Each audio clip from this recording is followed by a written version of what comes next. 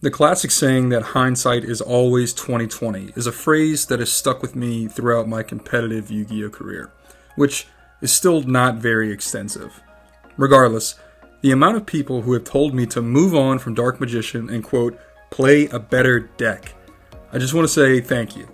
Thank you for making me a better player. Not because I moved on from Dark Magician, but because I committed myself to this deck and found such an amazing community who has pushed me to adopt and, dare I say, change my tactics. Looking back at YCS Houston, there are a few things I would have changed, but all in all, a 3-3 record is nothing to sneeze at for a novice such as myself. But I do believe I can make that record better at some of the biggest events for Yu-Gi-Oh! That is why I will be attending YCS Vegas in April of 2026, and I will be bringing Dark Magician.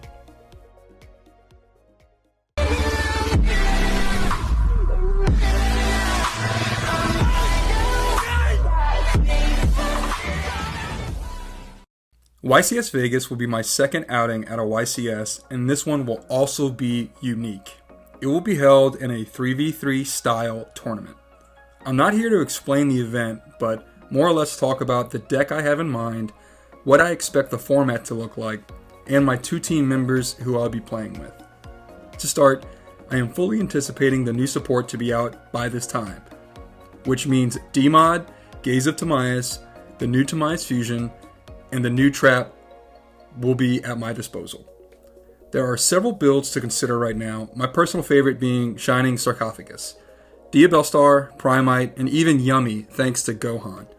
The part I am struggling with is predicting what the format will look like by this time.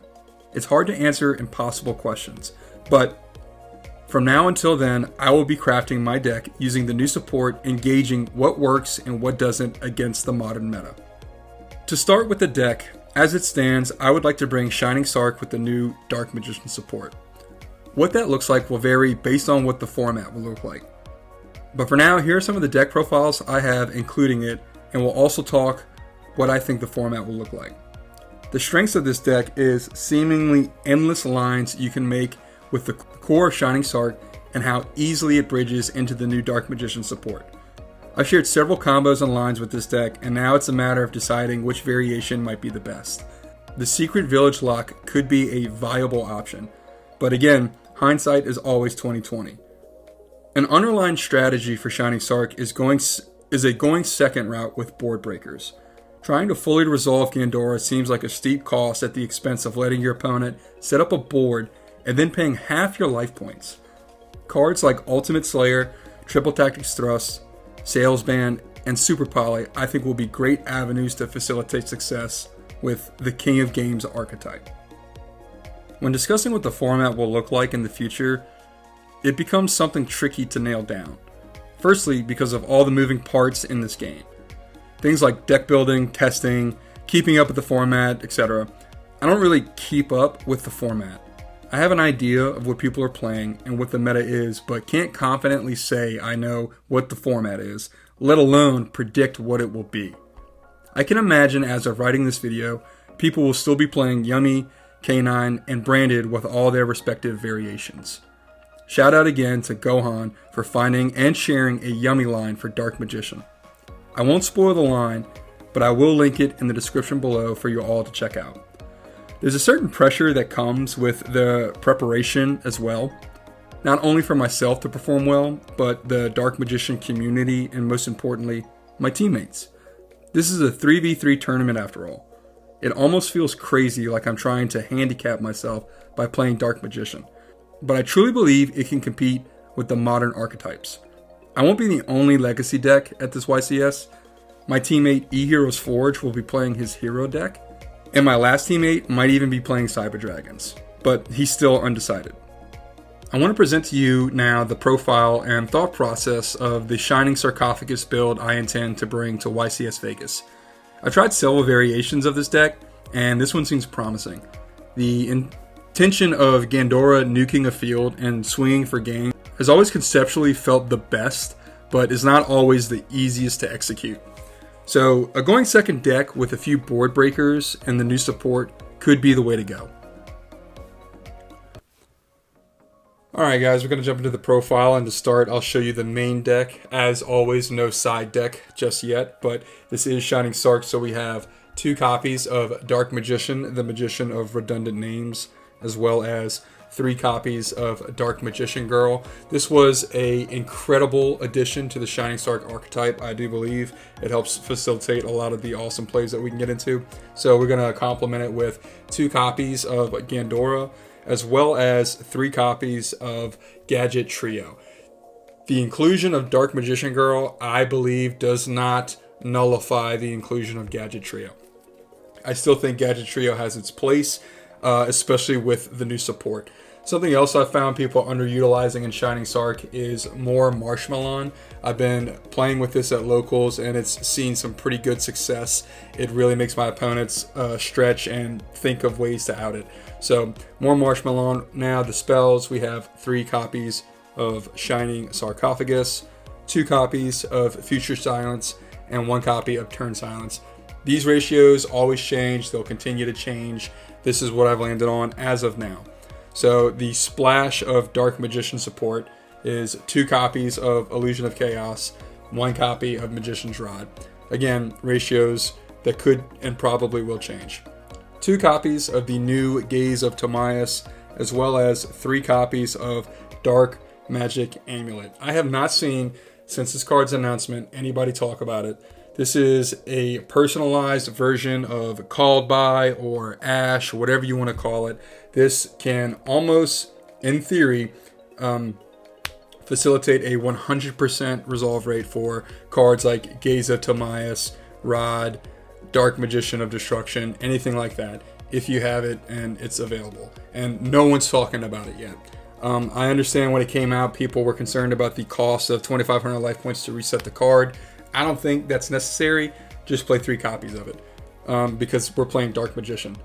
1 copy of Secrets of Dark Magic. Now we'll get into the hand traps. I am playing, as of now, 2 copies of Ghost Bell and Haunted Mansion just because I don't have 3.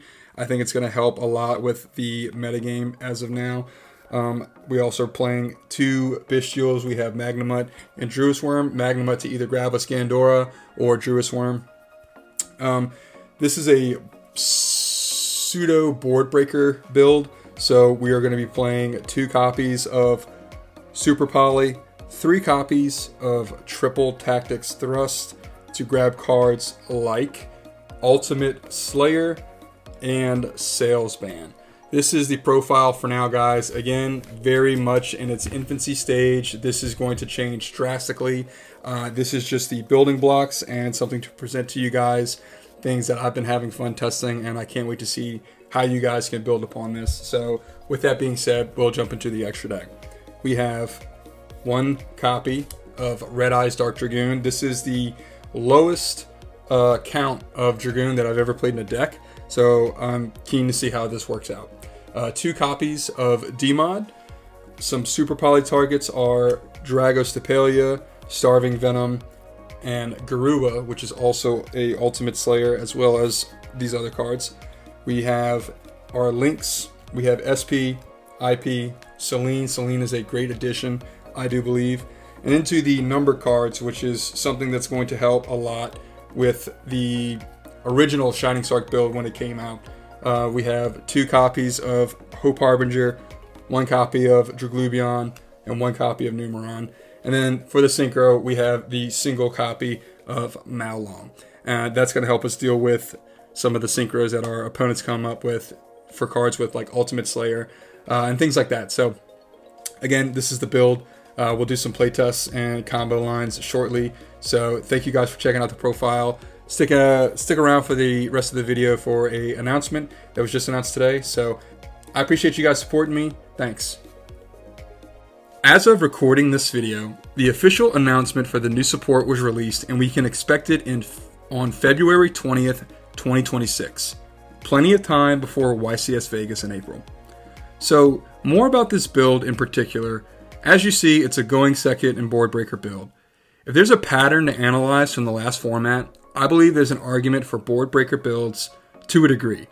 The modern meta decks like Yummy, Mitsurugi, and Dracotail are difficult to break, but I only say that because I believe there's a ban list there will be a ban list before YCS Vegas. But that being said, there is another direction that I've recently spoken about with some of the best Dark Magician players around at this time, and I can't wait to share that version of Shining Sarcophagus with you guys. As of now, I will be testing that version as well as this one to see what kind of results we can come up with. If you're ever down for a duel, I'm always in the Dark Magician Discord. If you ever want to play test or talk about theories, hit me up in the Discord. We have plenty of time to play test the new support, especially now that we know when it will be available in the TCG. As always, I appreciate you guys. Peace.